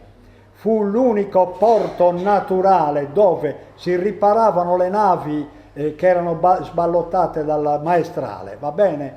Tur significava questo. Libisonis, allora, libisonis, significa ugualmente, detto in lingua egizia, grembo. Perciò un altro concetto, ma è la stessa cosa. Tur, rifugio in sumerico. Libu o rebu, loro dicevano rebu perché non sapevano pronunciare la L, però è scritto lebu, libu, significa rifugio ugualmente. Sunu in accadico significa seno, ugualmente, seno, protettivo, il seno della donna, eccetera, anche il seno per far l'amore, cioè il coso, insomma, le pudenda, eccetera, sunu. Perciò lebu, libu in coso, in egizio, sunu in accadico, ritroviamo perciò questa parola ripetuta 3 volte nella lingua sarda, tur, libu e sunu, che significa appunto coso, rifugio o seno protettivo, che è la stessa cosa. Questo significa turris, libisonis. Poi quelli l'hanno latinizzato, Serra Secca, e stiamo entrando a Sassari. Guardate bene da dove deriva, Zerra, e loro scrivevano solo le consonanti. Noi dobbiamo pronunciarlo Zerra, che oggi pronunziamo Serra. Serra ricca di acque, ben irrigata, accadico sicu, sciccu, insediamento di fattorie. Va bene? Serra Secca significò insediamento di fattorie ben irrigate. E questo spiega anche Serramanna. E anche Serramanna. Sono gli unici 2 posti della Sardegna ricchissimi di acqua. Serramanna perché si trova alla confluenza di 2 fiumi. A Serramanna basta bucare di 1 metro e zampilla l'acqua. Sfido io, è in una grande pianura. Come l'hanno tradotta i linguisti dell'università? Serramanna, grande catena montuosa, serra allo come spagnolo, Sierra, come Sierra, ma lì non c'è nessuna catena montuosa, come la mettiamo? Io le cose che ho detto le ho scritte nei libri, citando naturalmente quelli che l'hanno scritto, il libro dove l'hanno scritto, anche la pagina dove era necessario. Per cui andate a consultare, io non sto dicendo balle. E arriviamo a Sassari, Tatari. Ugualmente deriva dall'ugaritico tatar, riprodotto 2 volte, reduplicato, tatari, ricca d'acqua, va bene, ugaritico, ma anche su accadico, eccetera. Tatari, quando c'è la duplicazione, nell'antico accadico, nell'antico sumerico, eccetera, vuol dire che c'è l'espressione superlativa. Perciò nel dire tatari loro raddoppiavano perché era un territorio ricchissimo d'acqua. Ma perché ricchissimo d'acqua? Va bene, il calcare del Mesozoico di Sassari, tutti lo conoscono, era ed è ancora strapieno di buchi di risorgive. Queste risorgive fuoriescono con naturalità su un declivio così, più o meno questa pendenza, che viene da Osilo e arriva fino alla stazione. Dalla stazione inizia la pianura della Nurra. Dalla stazione è tutto pianura, ma fino alla stazione noi abbiamo una pendenza continua da Osilo fino alle basi di Sassari. Sassari fuori le mura.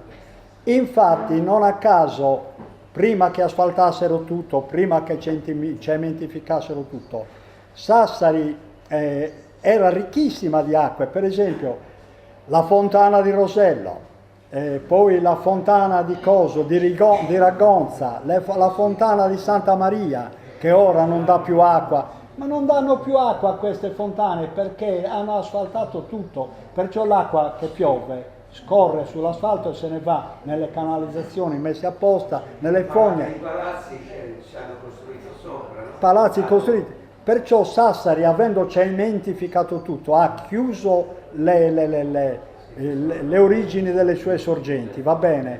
Però in origine, dobbiamo pensarla sempre in origine, quando l'uomo viveva in semplicissime capanne di frasche, allora era tutto un immenso giardino. Infatti Sassari, abbiamo 2 nomi per pronunziarla, quello ugaritico, accadico, ma anche quello sumerico. In sumerico Sassar, sempre raddoppiato, Sassar sempre in termini superlativo, Sar, giardino, orto, E perciò Sassari significa proprio rete di orti, immensa rete di orti.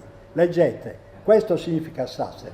Proprio perché era l'unica città, l'unico luogo del nord Sardegna dove si creavano gli orti. Infatti Sassari è famosa, famosissima per i suoi orti che non ci sono più, perché ormai hanno, per esempio, i grandi orti di Sant'Orsola, spariti.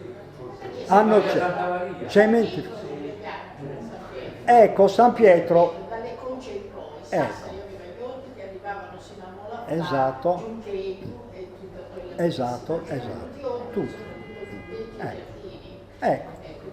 Cioè, esatto, andiamo pure avanti, Nicola. Bidincuri. E qua arriviamo proprio alla storia, se volete fermarvi, altrimenti riprendo in una nuova lezione. Sto cercando di andare veloce, ma non si può andare più veloce di così. Perché ho scritto Bidincuri? Per noi sappiamo che significa. I sassaresi per Bidincuri intendono uno dei paesi. Va bene? Va bene. E allora chi erano questi Bidincuri? In origine, quando nel 54 a.C., e qua siamo alla lingua sassarese, seguitemi bene, prendete appunti. Quando nel 54 a.C. fu creata la colonia nel nord Sardegna per creare il pandan con l'occupazione di Calaris, no, bisognava creare un pandan anche nel nord Sardegna. Calaris andava controllata per vari motivi e allora nel nord Sardegna si creò la colonia romana. Prima Turris Libisonis, però il territorio sassarese era notissimo come portatore di acque che creavano un terreno fertilissimo. Chi conosce i terreni di disfacimento del Mesozoico, del terziario recente, sa benissimo che i calcari teneri producono un terreno fertilissimo.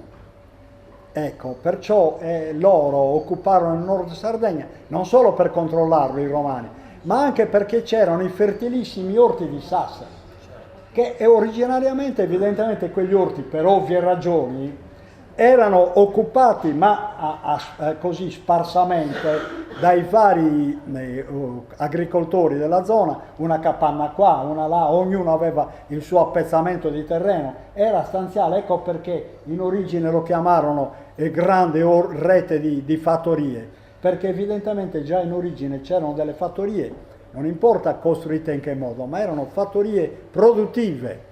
E i romani questo lo capivano, per cui, avendo la loro base a Porto Torres, per ovvie ragioni, c'era il porto, era un punto strategico, però avevano bisogno del territorio sassarese per produrre. E allora cosa fecero? Chiaramente cacciarono tutti gli abitanti di quegli orti, li cacciarono verso i paesi, verso un destino di pastori, e loro si impossessarono, i romani, delle terre fertili, va bene?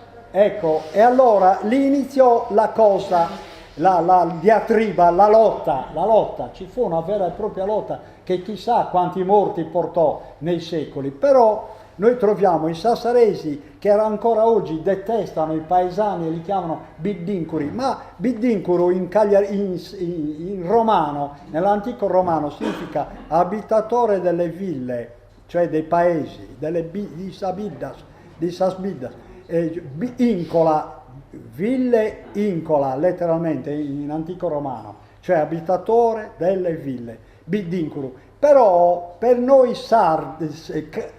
romani, mi ci metto anch'io perché sono sassarese, per noi romani quel Bidincuru era offensiva, e allora loro come rispondevano? Guarda un po', Tataresu, Magna Caula, perché gli antichi romani erano specialisti in agricoltura più che in allevamento. L'allevamento lo lasciavano fare ai popoli vinti, loro però si impossessavano di terreni fertili per esercitarvi l'agricoltura.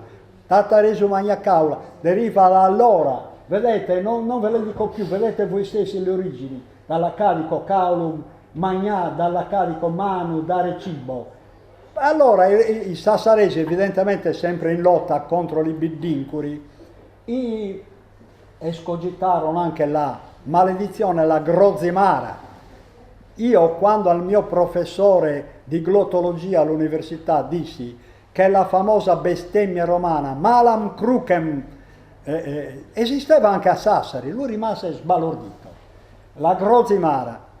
Sapete bene che il cittadino romano non poteva essere messo in croce, perciò questa maledizione era espressa esclusivamente contro i Biddincuri. Solo loro potevano essere messi in croce perché non erano di stirpe romana. Allora loro come rispondevano? O Mengu! Sapete tutti che significa? Agricoltore tonto. Mengu, ecco da dove deriva, amante dei gufi. Perché amante dei gufi? Perché semplicemente gli agricoltori romani, i fondatori di Turris e poi occupanti abusivi del territorio sassarese, loro guardavano, facevano guardiania a turna anche agli orti, perché dai paesi vicini con le greggi cercavano di invaderli gli orti. Perciò chiamavano questi che durante la notte facevano la guardia agli amanti dei gufi. Mengu significa questo. No, andiamo oltre.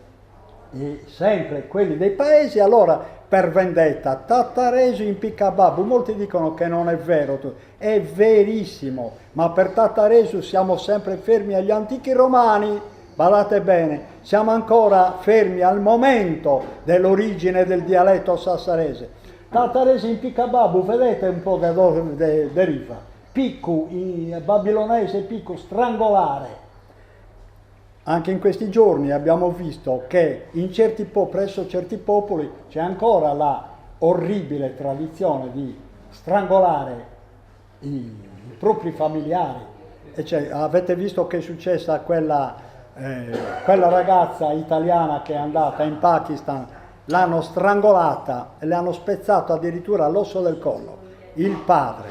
Figuratevi, perché questa tradizione è estremamente antica e si tentò soltanto ai tempi di Vespasiano nel 69-79 con un senato consulto chiamato macedoniano, si tentò di porvi rimedio perché l'assassinio del padre era legittimo in epoca romana, durante l'impero romano. Perché? Perché la famiglia romana partiva dal capostipite finché non moriva e perciò sotto il pater familias ci stavano i figli, i nipoti, i pronipoti, e tutto il peculio, la proprietà, era tutta in capo al pater familias. Per cui quando il figlio si rompeva le palle, a un certo punto dice: babbo, tu non ci fai più vivere, non ci consenti di fare contratti, non ci consenti nulla. Lo strangolavano. Tattaresu impicca babbo, infatti l'impiccagione non è altro che uno strangolamento più violento, però è sempre strangolamento. Andiamo avanti. Perciò quando si dice Tattaresu impicca babbo, prendiamocelo, è così. Anch'io sono evidentemente derivato dagli antichi romani. Allora, veniamo un po' come dire, al cuore della lingua sassarese, del dialetto sassarese. Qua Wagner ha inventato questa parola perché in un paesino della Toscana, che non ricordo neanche il nome, si parla con un pochino così, no? E allora lui inventò, dice, tutto deriva dalla Toscana, Wagner. E ci sono che hanno studiato la lisca toscana, tutti questi tre linguisti, Guarnerio, Reinsberg e Bottiglioni, loro però sostengono, diversamente da Wagner, che deriva dal celtico. Però del celtico, per tutto quello che io ho studiato, non hanno mai saputo dire niente. Infatti cercherò di scrivere quanto prima qualcosa. Sul celtico hanno scritto le più grandi balle di questo mondo. Vedete la famosa lingua toscana, da un italico il k, il d, il g, il t, eccetera, il k, il d, eccetera, noi abbiamo sì, questa è l'enita, sì, Eppure da queste qua abbiamo per esempio la H o H, Aga per esempio. I Judì per esempio, Aga, questo è quando è lenita. Guardate bene, Harasha. adesso andiamo oltre, i Harashà eccetera. Vedete, il sardo LK deriva dal modello semitico LQ, oppure anche RG, bacconi, balconi, scritto in altri dialetti sardi, bacconi, va bene? Dal sardo LG abbiamo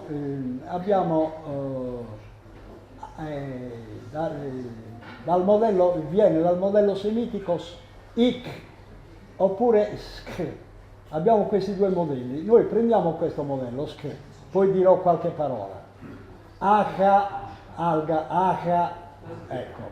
Dal sardo LT, per sardo intendo più che altro logudorese, questo LT viene dal modello semitico sht, e anche il T, agalsoru, il sciviglio, cioè indovinello in sassarese. Dal sardo RC, questo viene dal modello semitico rh, oppure doppia H, baja, barca, baja, porcheddino, suichu. Dal sardo RG ce lo ritroviamo nel moderno latino rg, il quale viene dal semitico rach, lahu, largu, in coso, in logudorese largu in certe parti, noi diciamo lahu, andiamo oltre perché devo andare velocissimo, vedete, sardo RD ha il modello semitico RD uguale, anche in latino RD, asdenti, ardente, abbardente in logudorese, casdu, cardu in logudorese. Il sardo RT dal modello semitico RT uguale, bestura, in logudorese bertura.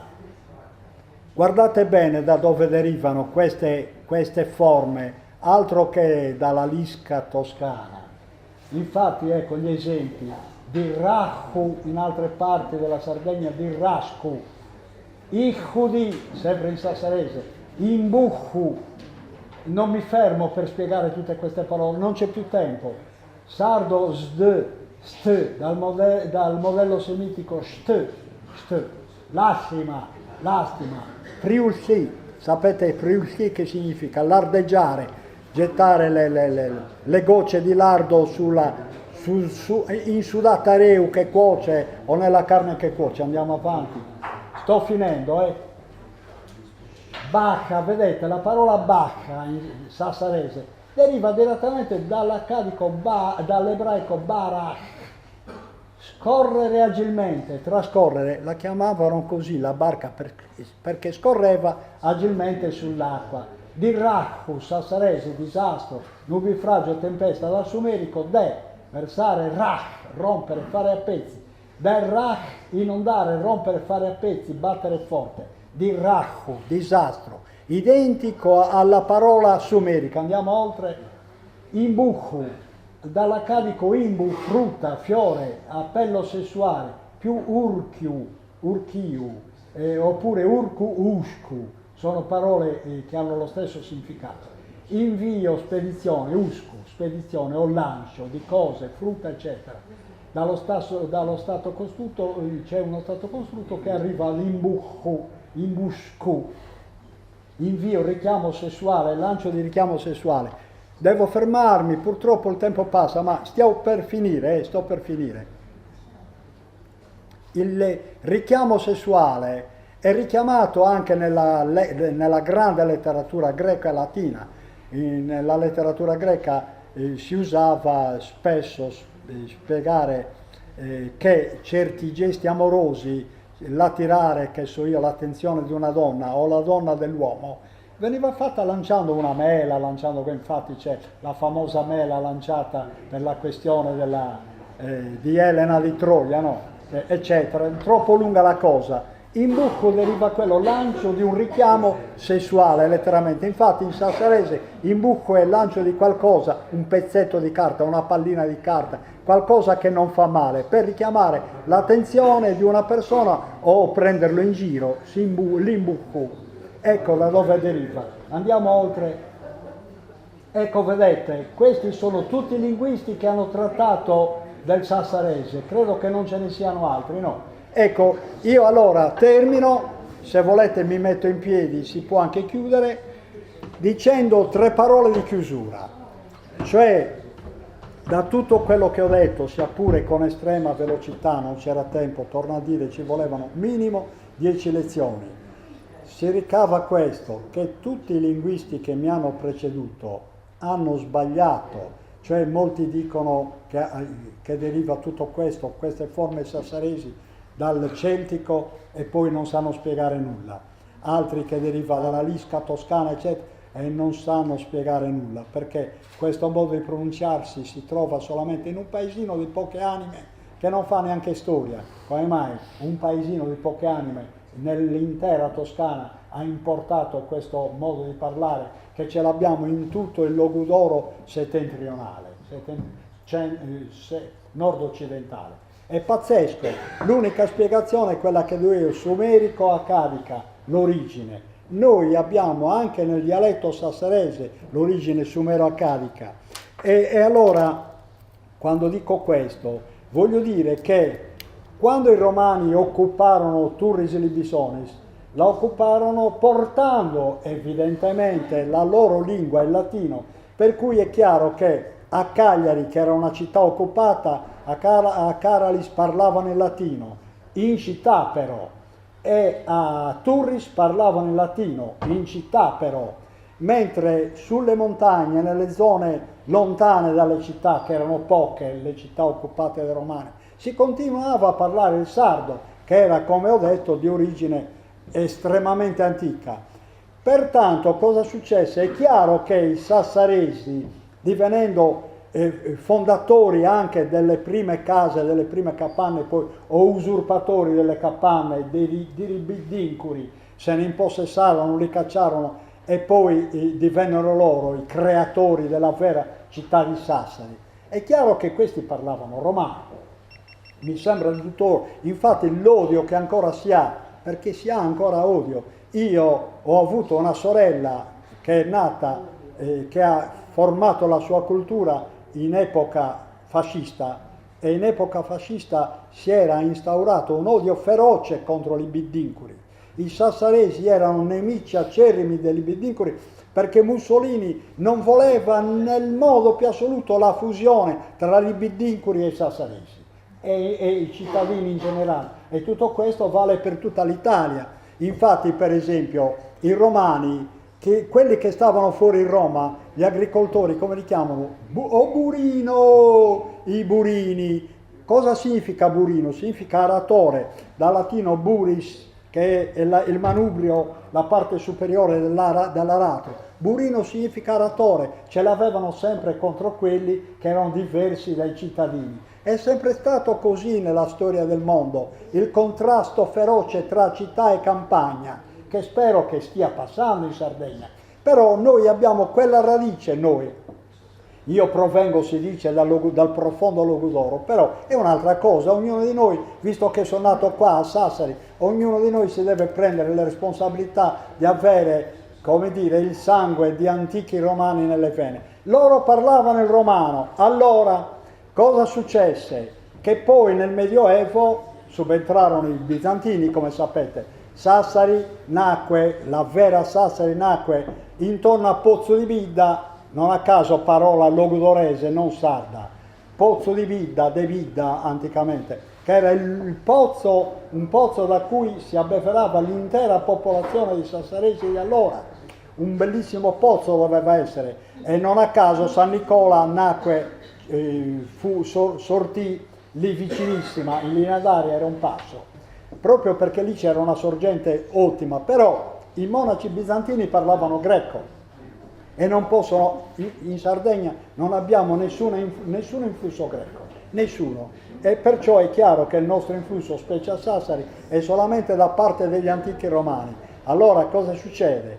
Che poi nel Medioevo ci furono i famosi 4 secoli bui, dove evidentemente noi continuavamo noi sassaresi a parlare l'antico romano, ma nel mentre i biddincuri che hanno sempre fatto pressione sulla città ritornavano in città per 1000 ragioni, perché perché la città senza la campagna non può esistere, per 1000 ragioni, cioè chi produce sta fuori dalla città normalmente, ed è chiaro che noi dipendevamo dai biddincuri, per cui i biddincuri che hanno fatto nella storia del Medioevo non hanno fatto altro che riportare il logudorese dentro la città. Infatti noi, andando per salti velocemente, non a caso nel 1236 ci ritroviamo, ecco, con gli statuti della Repubblica Sassarese, con gli statuti scritti in logudorese. Perché erano scritti in logudorese e non sassarese? Non c'era ancora il sassarese, si stava appena formando quel dialetto che ora chiamiamo sassarese, si stava formando ad opera dei mercanti genovesi e pisani, che nel mentre erano arrivati dal 1016, e come sapete dopo la guerra contro Mugahid arrivarono e pian piano colonizzarono tutta la Sardegna, colonizzarono anche il nord Sardegna e presero Sassari come punto di riferimento loro. Loro pertanto, occupando Sassari, badate bene, questo è un aspetto fondamentale, loro che erano cittadini, perché in realtà lo occuparono in massa, cioè almeno i maggiorenti sassaresi erano di origine genovese e pisana, mentre se abitava qualche poveraccio a Sassari erano gli zappadori che parlavano però logudorese. Si impose una lingua mista, chiamiamolo pure franca, come volete, una lingua mista che era parlata più che altro dai nuovi occupanti, che erano tutti ricchi, i nuovi ricchi, mentre i sassaresi proprio zerraghi parlavano il logudorese di sicuro. Questo andò avanti fino a che si formò, fino a che poi con l'Aragona non ci fu un ritorno della sassareseria nelle braccia del nuovo occupante, che però parlava lo spagnolo. Badate bene, non a caso Sassari odiava terribilmente gli spagnoli, era l'unica città che li ha odiati sempre a morte. Infatti non a caso chiamò, per esempio, tutti sapete che i catalani occuparono d'imperio Alghero e cacciarono da Alghero persino le galline, o se le mangiarono. Cioè tutti gli algheresi che parlavano logudorese si rifugiarono a Sassari. Noi torniamo alla Biddincuri o Mengu, Tataresi in Picababur, tornammo anche lì con le invettive, per esempio una delle invettive che avevamo contro i catalani è per esempio quella di chiamarli blata. Noi diciamo ligardarani per dire le blatte. Erano i catalani che vestivano la palandrana nera, va bene? Perciò questo che significa? Che noi a Sassari evidentemente allora quando arrivarono i catalani avevamo già una borghesia commerciale affermata che parlava ormai un misto di logudorese e genovese e pisano.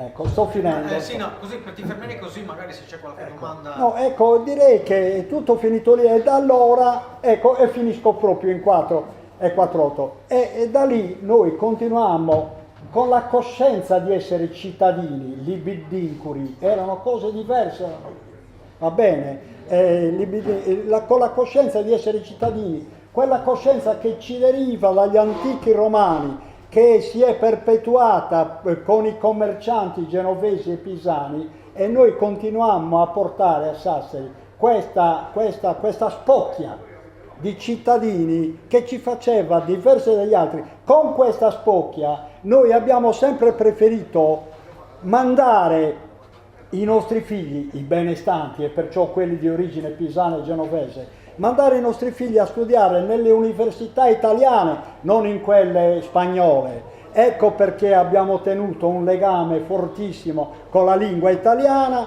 e ancora oggi ci ritroviamo con un misto dialettale che è misto appunto di logudorese come base, antico romano e perciò antico italiano, perché poi divenne antico italiano, poi genovese, pisano e adesso italico. L'italiano dopo da 3 secoli che ce l'abbiamo tramite Savoia. Noi a Sassari abbiamo questo paniere, questo magma che connota il nostro dialetto. È un dialetto, e chiudo perché è troppo lungo, chiudo dicendo che noi ce l'abbiamo così e ce lo dobbiamo tenere così. La sorte però del sassarese è segnata nella misura in cui, proprio perché noi ci sentiamo cittadini più degli altri, miriamo alla lingua italiana come lingua dei cittadini. Non so se mi spiego. Allora il problema è questo, sapere che ne facciamo di questo dialetto per il futuro. È un dialetto che certo non possiamo, e ho chiuso veramente, non possiamo congelare. È chiaro, la lingua è mobile, eccetera. Però possiamo stare attenti. Io nel mio dizionario ho esaminato 25.000 parole, ma non parlo tanto del mio, parlo del dizionario del Puddu, che ne ha analizzato 90.000. Del dizionario del Puddu, Mario Puddu, si può fare anche la tara, ma è il dizionario al quale dobbiamo mirare in futuro. Lì nel dizionario, in quel dizionario, il Puddu ha raccolto tutte le parole sarde e le ha santificate tutte dall'estremo sud all'estremo nord, tutte come parole sarde, per cui se noi non ci atteniamo alle parole sarde, anche noi sassaresi, alle parole sarde per resistere, e invece facciamo come stiamo facendo, di copiare pedissequamente dall'italiano, è chiaro che il dialetto sassarese, quell'equilibrio miracoloso di vari dialetti antichi che ancora conserviamo, è chiaro che in pochi decenni sparirà del tutto. E io ho terminato, perdonatemi un troppo.